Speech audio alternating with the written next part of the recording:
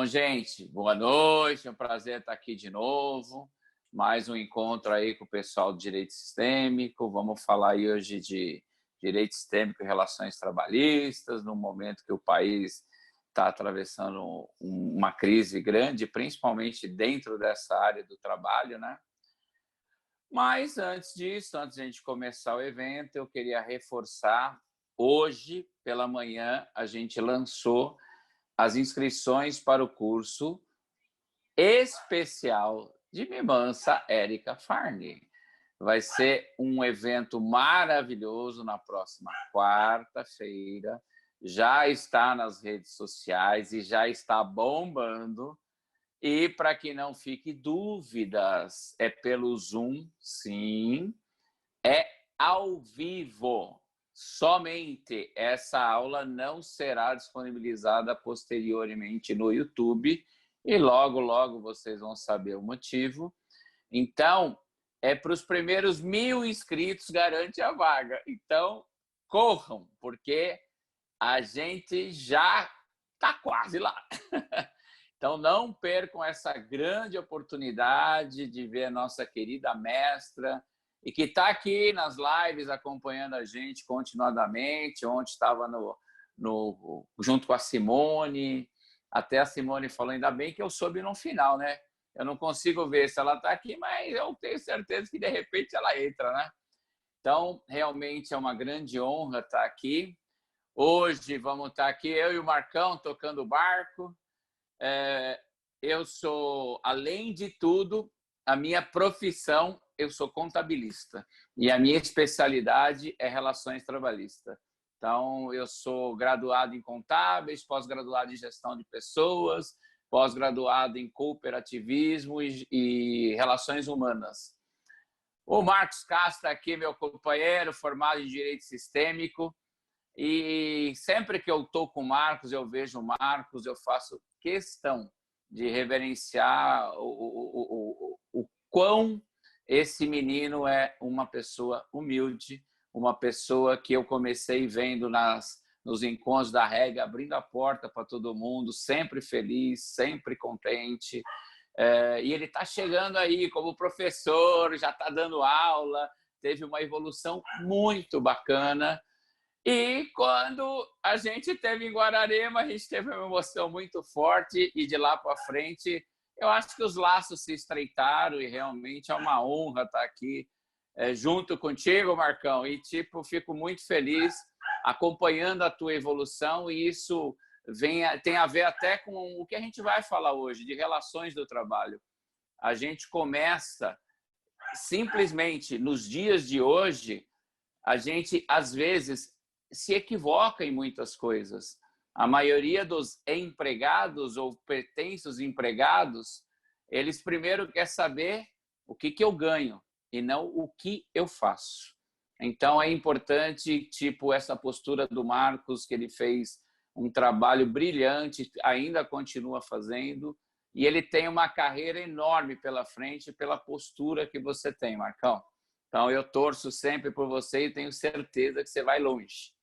Então, Pri, recomendações. Enquanto o Marco fala, eu vou desligar a minha câmera e depois eu volto aqui. Marcão, a bola começa contigo hoje, hein? Agora aumentou muito a responsabilidade. Obrigado. Obrigado, Inácio. Então, vamos lá. Vou dar uns recadinhos aqui para a gente alinhar algumas coisas para o nosso encontro de hoje. A Mimansa já está online.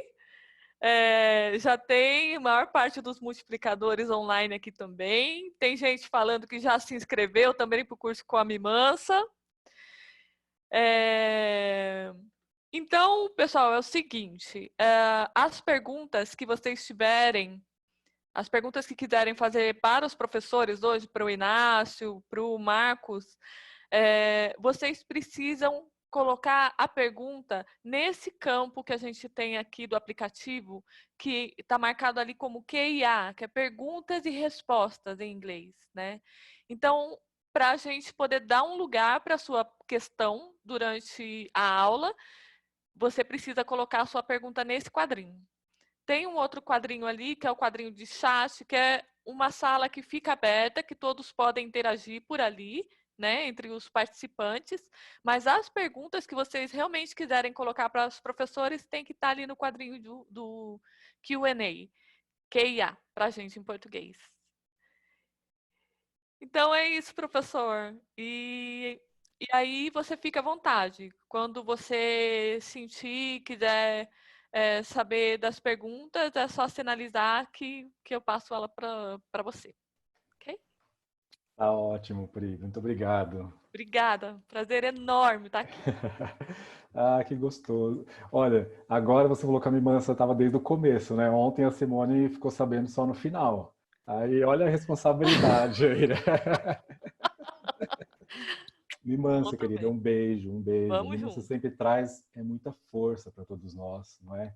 Então, eu agradeço pela Mimança que se dispõe a estar conosco e sustentar tudo isso juntamente com todos nós. Então, assim, Mimança, eu te agradeço muito por você estar aqui conosco.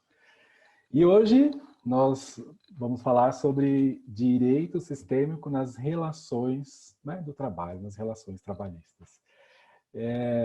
Foi muito interessante, assim, porque eu pensei agora há pouco, assim, nossa, é um tema, assim, tão amplo, porque nós podemos falar, então, assim, reservadamente um pouco, assim, sobre o direito sistêmico, as relações e o trabalho, né?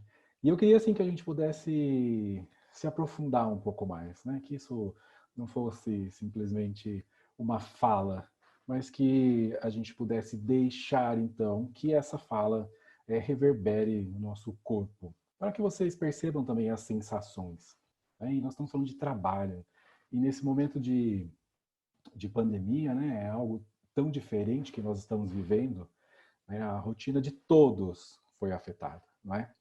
E a rotina do trabalho, especialmente, né? Quantos tiveram que se adaptar nesse momento com relação ao trabalho? Então, eu só queria, para a gente começar, assim, que você olhasse para você mesmo, assim, o seu trabalho. Quando você olha nesse momento, como é o seu trabalho? Qual é essa sensação que vem quando eu penso no meu trabalho? E quando eu penso no meu trabalho agora, nesse momento, o que muda? O que mudou? Qual é talvez o valor desse trabalho na minha vida como um todo? Talvez até nesse momento especial eu possa olhar para isso de uma forma bem mais profunda. Como é esse trabalho? O Inácio falou agora há pouco como eu comecei na Hellinger, né? E esses dias eu até estava comentando numa live mesmo, assim, e falando. Eu comecei na Hellinger como porteiro. E eu queria que vocês olhassem para o trabalho e vocês olhassem então também para a empresa. Onde vocês estão? A instituição, né? Alguns aqui são servidores públicos, como eu, outros empresários, têm a sua própria empresa, empregados. Onde você está nesse momento? Então nós podemos olhar para isso também, assim, o nosso trabalho. E o que é que ele me mostra? Se eu sou um empresário, a minha empresa, o que me mostra nesse momento? Como é que eu olho para essa empresa? O Bert Hellinger, ele fala para nós, né, essa questão do sucesso, e ele fala desse sucesso também que tem a cara da mãe.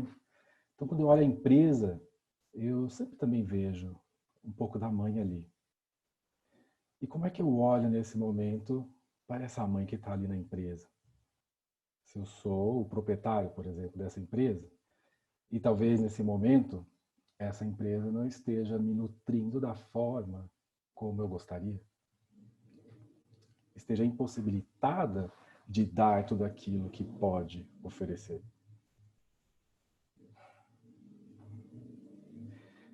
E mesmo aqueles que pensam no trabalho e falam assim, nossa, mas eu não tenho um trabalho remunerado.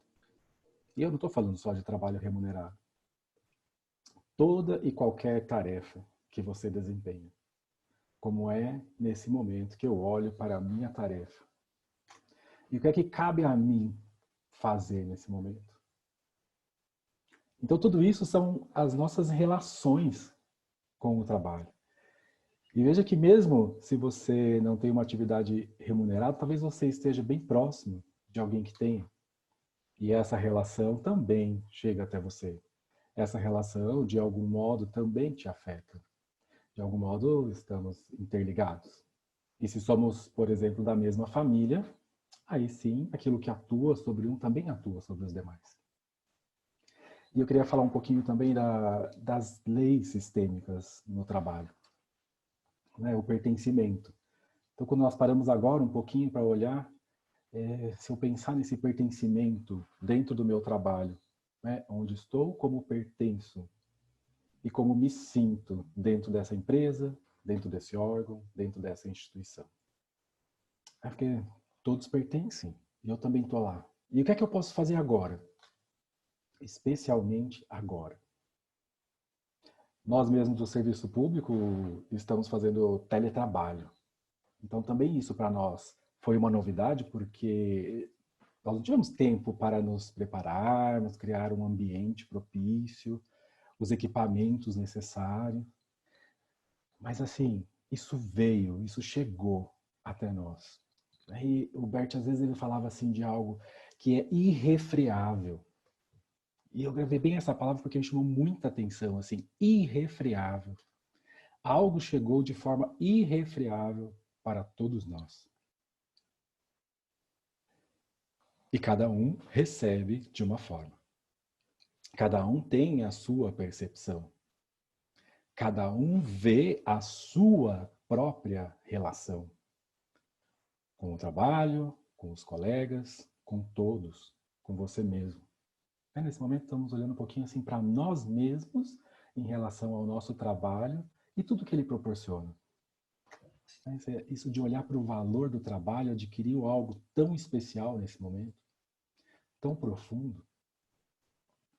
Olhar para o valor que tem o meu trabalho e aquilo que ele me oferece e também aquilo que eu ofereço dentro desse trabalho. Porque depois nós vamos chegar na lei do equilíbrio. Essas relações também têm que estar equilibradas. Mas vamos passar pela hierarquia um pouquinho antes. Vamos passar pela ordem. E sobre o trabalho, eu me lembro que dentro da Justiça Federal, já faz um tempinho, faz uns 2 anos, nós fizemos um trabalho interno para verificar essas relações de trabalho, como é que elas se manteriam se eu estampasse a ordem ali dentro. De que jeito, Marcos? O que você está falando? Então, assim, a ordem foi só apenas, olha, reconhecer aquele que veio e chegou primeiro aqui nessa instituição, nesse lugar.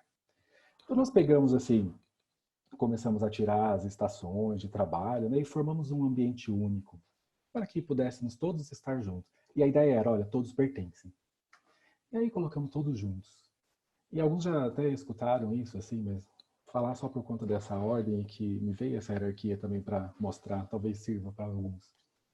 E quando nós colocamos a hierarquia, foi tão interessante de ver, assim, as pessoas sendo reconhecidas apenas nesse momento porque chegaram antes. E aqueles que chegaram antes participaram mais dessa história. E talvez eu que cheguei depois possa receber dessa pessoa algo. Independente da função. Eu não estou falando nada sobre função. Eu não estou falando nada sobre o merecimento. Porque também dentro das instituições nós temos isso. A questão do merecimento. E aí nós podemos, inclusive, premiar aqueles que exercem determinadas funções relevantes. Mas veja, um momento prévio a tudo isso. Aquele que chegou antes tem precedência. E aí foi muito interessante porque, primeiro, colocar todos juntos inicialmente gerou algo assim suspeito. Será que não vai ficar muito barulho aqui? E isso vai atrapalhar o desenvolvimento aqui do nosso trabalho. Eu falei, vamos testar. Isso não é nada imutável, a gente testa. E foi tão interessante perceber que quando a gente traz a ordem, a serenidade se apresenta. Tanto que em um momento, já depois de algum tempo nessa configuração, eu perguntei para o magistrado, né, assim, falei, olha, o senhor viu agora, nós já estamos há quase 1 ano nessa configuração, e o que o senhor vê de tudo isso? E ele só disse assim para mim, Marcos, aqui acabou a confusão. Vejam o que a ordem traz para nós. Não tem confusão. E é claro que ali, dentro das nossas relações de trabalho, isso precisa ser cuidado frequentemente. Né? Também não é simplesmente eu coloco umas cadeirinhas ali e tudo se transforma internamente. Porque aquilo foi só uma representação externa, mas algo precisa chegar na alma. Esse reconhecimento precisa chegar mais profundo. Porém, quanto nos auxiliou, porque eu olhava ao redor e falava, puxa vida, aquele ali chegou tão antes de mim aqui, então talvez para falar algo, eu pensava antes. Né? Para aquelas borbulhas que nós temos aqui, assim, no trabalho, nas relações, quando você vê, você fala, poxa, espera aí, deixa eu ir para o meu lugar um pouquinho. Então isso foi facilitando de uma forma, assim, muito bonita o nosso trabalho. E não significa que também nós não tivemos desafios, né? Claro que temos desafios. Por exemplo, aquele que gostaria de estar em outro lugar, ele não quer aquele lugar. Agora, quando o Bert traz para nós essa hierarquia, essa ordem, e ele coloca o critério cronológico do tempo. Então, assim, por mais que eu queira estar no lugar do outro, eu não vou conseguir. Esse tempo e essa ordem, ela não se inverte. Hoje mesmo a gente estava aqui na hora do almoço, e aí o nosso filho mais novo disse assim, e a gente procura sentar na ordem, à mesa, assim, né? De algum modo, assim, que fique ali o pai, a mãe, o filho mais velho, o filho mais novo. E ele só falou assim, eu queria mudar o meu lugar. Opa! Aí vamos escutá-lo, não é? Eu queria mudar o meu lugar. Não, mas eu queria mudar o meu lugar assim. Não precisamos sair da ordem. Só que a gente pudesse rodar um pouquinho uma cadeira e continuar na ordem. Eu só queria experimentar, sair um pouquinho desse lugar, mas ainda na ordem. Então, também a gente precisa escutar para ver o que é que realmente se apresenta. Então, quando eu falo de relações, e essa relação do trabalho dentro do direito sistêmico, né, é tão interessante porque, assim, a Hellinger, ciência é a ciência dos relacionamentos, né?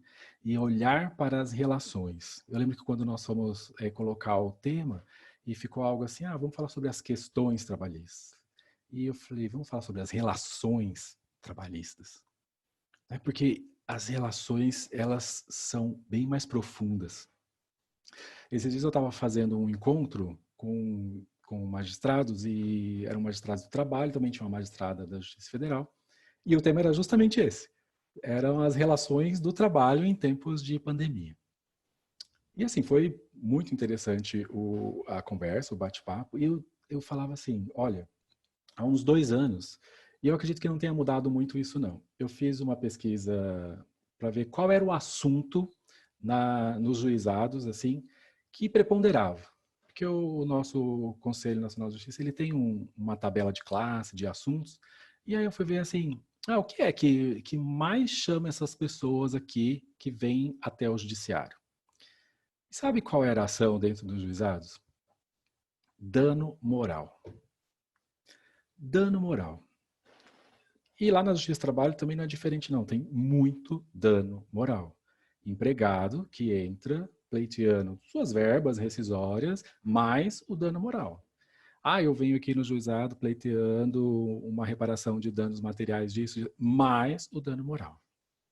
E aí eu estava falando assim, que como é importante, dentro dessa visão sistêmica, quando a gente pode ter esse encontro e olhar para aquilo que está oculto, né, para aquilo que a parte, assim, no objeto da ação não colocou, no pedido da ação não colocou, mas existe um interesse oculto por trás desse pedido. E, por exemplo, eu estava falando assim que na Justiça do Trabalho tinha um trabalhador, ele entrou com uma ação e as verbas rescisórias ali, o empregador estava disposto a pagar, mas ele falou assim, eu não faço o acordo, eu não abro mão do dano moral. Tá, aí o magistrado ali conversando, né? Falou assim, tá, mas o que aconteceu? E ele falou, não, lá dentro daquela empresa, eu fui, assim, acusado de ladrão. E aquilo para ele, dentro do sistema dele, era algo muito forte. Como é forte para quase todos nós, né? E a magistrada, assim, querendo entender e querendo auxiliar, porque estava tão próximo, né? Perguntou ali para o empregador o que aconteceu, por que ele saiu. Era um senhor que já tinha quase 20 anos de empresa. E qual foi a surpresa? Que o representante da empresa falou assim, nossa, mas não, eu não sabia disso. É porque chegou um novo diretor lá naquele departamento, e aí eles fizeram uma readequação e essa pessoa saiu da empresa. Era isso que a empresa tinha, era essa história que a empresa tinha. E dentro dele era algo muito diferente. O dano moral representava para ele o quê? O reconhecimento. O reconhecimento de que, primeiro, ele não era um ladrão. E o reconhecimento, talvez, dessa história que ele se dedicou dentro dessa empresa. Então, a magistrada também, com perspicácia, assim, ela disse, olha, senhor José, vamos chamar de José esse empregado. E se a gente fizesse assim, então, já que a empresa está aqui, falou, não, ele era um bom funcionário, né? Todos gostavam dele, mas foi uma política da empresa e ele precisou ser dispensado. E ela disse, que tal se a empresa, então, fizesse para o senhor uma declaração aqui de que o senhor é um bom funcionário, uma carta de recomendação, que o senhor é um bom funcionário, que o senhor sempre trabalhou bem dentro da empresa. Aí algo mudou ali. Algo naquela pessoa mudou instantaneamente. Era como se assim, olha, eu não tinha como pedir isso. E aí eu me socorro do dano moral. Mas é isso que eu quero. Não é esse dinheiro que vai vir do dano moral. Não é isso que vai reparar. Agora, esse reconhecimento, sim. E é assim que eles conseguiram entrar em um acordo e realmente resolver esse conflito. E às vezes eu falo assim, eu uso a palavra de resolução e solução de conflitos. Por que isso? Porque assim, resolução, de algum modo eu termino aquilo e ponto. Uma sentença, por exemplo. Dou uma sentença, um conflito que foi apresentado, seja lá na Justiça do Trabalho, em qualquer órgão do Poder Judiciário, por exemplo, um conflito apresentado, um magistrado vem e dá uma sentença. Essa sentença, gente, eu sempre digo assim, olha, a sentença, ela é um ato violento. Agora entenda, por que uma sentença é um ato violento? E não é que agora ninguém possa dar sentença. Não, o magistrado tem uma tarefa. E que chegue para a sentença aquilo que realmente precisa de sentença. Não da forma indiscriminada, como se coloca. Por que a sentença é um ato violento? Porque, veja, as partes que tinham a possibilidade de entrar numa justa composição entre si, né, e resolver algo dentro de si, e a gente já sabe, dentro da visão sistêmica, com tudo que o sistema dela também leva, transferem isso para o magistrado, que também vem de um outro sistema, que tem a sua lei como suporte e que vai fazer uma valoração disso e vai dar uma decisão. E que é uma decisão que precisa ser cumprida. Então, quando eu digo violenta, é nesse sentido que, assim, olha, você agora tem que acatar isso. Claro, nós sabemos, temos recursos, mas em algum momento isso vai estar decidido e ponto final, não se muda. E aí sim, nesse momento, vejam o quanto esse ato pode se representar de forma violenta e mais, ele não soluciona o conflito. As partes saem do judiciário e o conflito ainda permanece.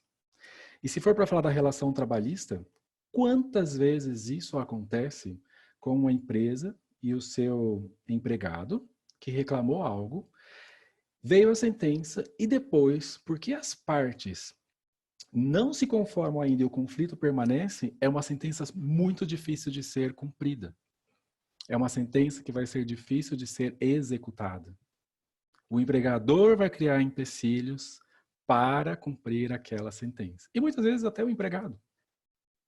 Porque o vínculo entre eles ainda permanece. O conflito ainda está presente. Então, resolver nesse sentido de terminar não significa necessariamente solucionar. E a visão sistêmica, ela vem trazer para nós justamente essa oportunidade de olhar para tudo aquilo que também faz parte do conflito e que não está expresso de forma direta na petição inicial, por exemplo. Então é muito interessante, é muito legal quando a gente pode agregar essa visão sistêmica, né, dentro da nossa atuação, seja, no meu caso, dentro do Poder Judiciário, ou seja, na resolução de um conflito em geral. Então, quando eu falo do conflito, né, eu digo assim, olha, eu imagino algo assim, o conflito está entre o sim e o não. E as partes ficam ali, nessa dança. Então, primeiro, é claro que a gente tem técnicas, né, para a gente identificar que tipo de conflito se apresenta. Isso é importante também, porque também não é tudo que eu preciso olhar sistemicamente, peraí, preciso fazer agora uma constelação. Não, não é assim. Não é assim. Então, por exemplo, às vezes é um conflito simplesmente de uma norma que existe. Um determinado setor da empresa acha que quem tem que se responsabilizar por aquela determinada tarefa, de acordo, por exemplo, com o normativo da empresa, é o setor X. O setor X já interpreta e fala, não, mas de acordo com as normas, quem tem que fazer isso é o setor Y. Veja, um conflito normativo, que precisa simplesmente definir ali qual é o papel e a tarefa de cada um. Agora, às vezes, o conflito, nós estamos falando de relação, é um conflito relacional. É que esse conflito relacional, isso é muito interessante. Porque aí, sim, é a minha relação com o outro que está em conflito. E tantas vezes o que acontece? A pessoa ela não está interessada em receber algo para ela. Sabe o que ela quer? Com aquela ação, ou com aquela demanda, né, com aquele requerimento. Ela quer que haja um prejuízo para o outro. Veja como isso é difícil. Porque por mais que você ofereça algo para essa pessoa, não importa tanto o que ele ganhe. O que importa é que o outro perca. Eu vi uma vez um exemplo em um livrinho, assim, e alguém disse assim, era um casal, eles estavam fazendo a partilha de bens, eles tinham, né, muitos bens, inclusive o ex-companheiro ali, ele tinha carros de colecionador, assim. Tinha 2 carros, né, de colecionador, são valiosos, e que para ele aquilo representava algo que era assim muito importante, né? O carro é dele. E a mulher, na hora de fazer a partilha de bens, ela disse assim: "Ah, tudo bem, eu concordo com que ele fique com os 2 carros que são valiosos, e eu fico com aquele apartamento pequeno ali, que olhando o valor é mais ou menos isso." E aí esse homem disse assim, não quero, não aceito. Porque para ela, o carro não tem importância alguma. Então, isso só vale para mim. Isso não conta na partilha de bens. Percebe que, no fundo, o que ele quer é atingir a outra pessoa. Então você vai oferecer muito ali para tentar resolver e aquilo não vai ser resolvido. Não vai adiantar. A não ser que você transforme esse conflito que está baseado estritamente nessa relação em um conflito de objeto, em que você possa fazer isso. Ah, peraí, agora nós vamos olhar como adultos e o que é que vocês têm, o que é que vale isso, o que é que vale aquilo, e nós vamos fazer alguma divisão, separação desses bens. Mas isso são detalhes assim que eles não ficam expressos. E muitas vezes a parte não tem nem condições de deixar isso expresso. Como eu falei aqui no dano moral, como é que alguém vai colocar numa ação judicial que ele quer esse reconhecimento da empresa.